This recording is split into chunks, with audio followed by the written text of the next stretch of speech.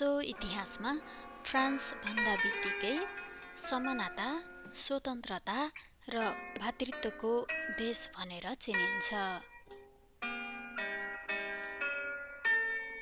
फ्रान्सेली जनता देशको राजनीति होस् या विकासमा आफ्नो विचार वा धारणाहरू प्रत्यक्ष र स्पष्ट रूपमा राख्दछन्। कहिल्यै पनि उनीहरूले सरकार वा माथिल्लो निकायको आदेश हुबहु पालना गर्दैनन्।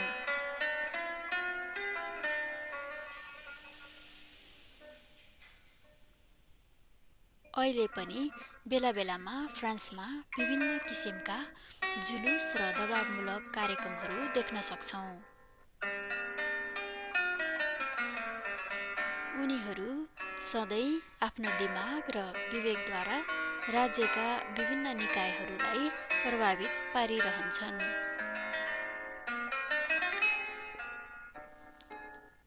फ्रान्स भन्दा बित्तिकै लुइस राजवंशज र नेपोलियन बोनापार्टको नाम अग्रस्थानमा आउँछ।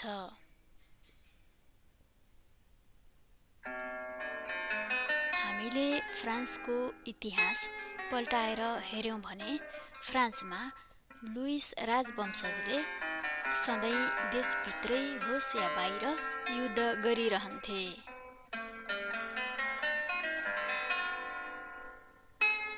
युद्धका क्रममा लुइसले आफ्ना नागरिकका बलिय सदस्यलाई युद्धमा जानको निम्ति बाध्य पार्दथे।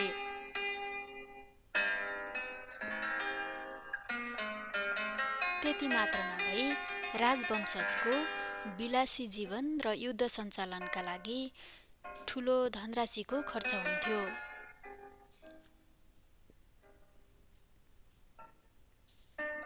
त्यसका निमित्त लुइस राज परिवारले आफ्ना नागरिकमाथि एक पछि अर्को गर्दै करहरू लाद्दै गए।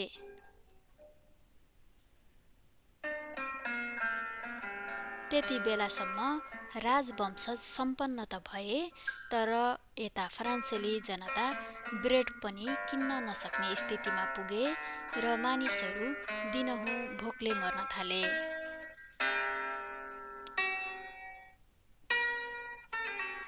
यस्तो राजकीय शासन र निरङ्कुश शैलीबाट फ्रान्सेली जनता आक्रान्त भए र त्यसको विरुद्धमा जाग्न थाले।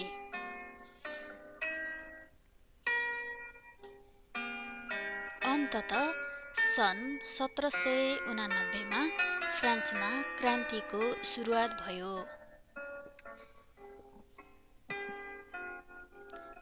त्यसपछि सबै फ्रान्सेली नागरिक मिलेर फ्रान्सका अन्तिम तथा 16औं राजा लुइस लोदोविक, रानी मारी एन्टोइनेट सहित त्यसबेलाका सम्पन्नशाली धनाढ्य व्यक्तिहरूलाई मारेका थिए। त्यस समयदेखि फ्रान्समा राजसंस्था ढलेको पाइन्छ।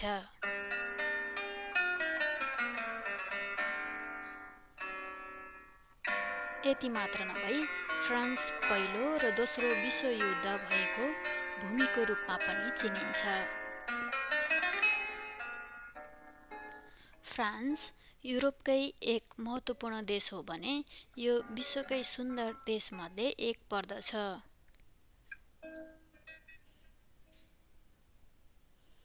यहाँको भौगोलिक बनावट, खानपिन र वातावरणमा विशिष्टता पाइन्छ। यस सन्दर्भमा फ्रान्समा लिभिङ एज अ गड भन्ने भनाइ पनि प्रचलित छ।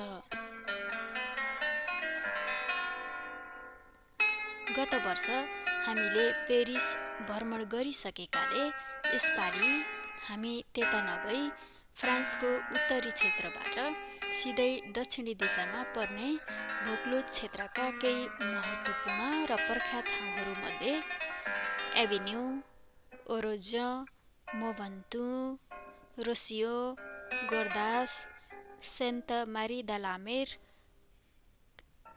र कामार्ग घुम्नेछौँ।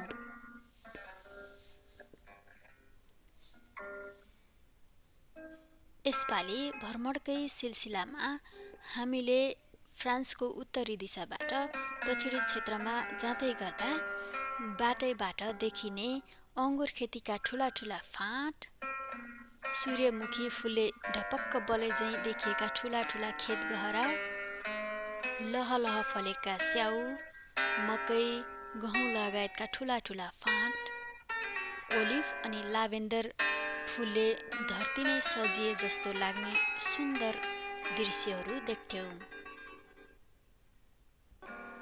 बाटोको दायाँ बायाँ प्राय बोट बिरुवाहरूको हरियाली दृश्य अत्यन्त मनमोहक लाग्दथ्यो।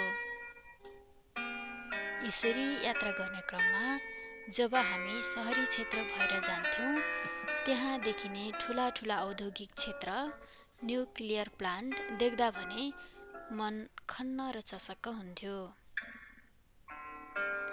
जलवायु परिवर्तनको कारणमध्ये यो पनि प्रमुख हो। फ्रान्समा विद्युतीय ऊर्जाका लागि अझै पनि 70% भन्दा बढी यसै न्युक्लियर इनर्जीमा भर पर्नेमा विश्वकै अग्रस्थानमा पर्दछ। त्यसो त बाटोबाट हेर्दा विन्डमिलहरू पनि नभएका होइनन्। वन जङ्गल तथा संरक्षित क्षेत्रको संरक्षणका हिसाबले फ्रान्स युरोपको 4औं स्थानमा पर्दछ। यतिन्जेलसम्म हामीलाई सुनेर हेरेर साथ दिनुभएकोमा यहाँहरूलाई धेरै धेरै धन्यवाद दिन चाहन्छौँ।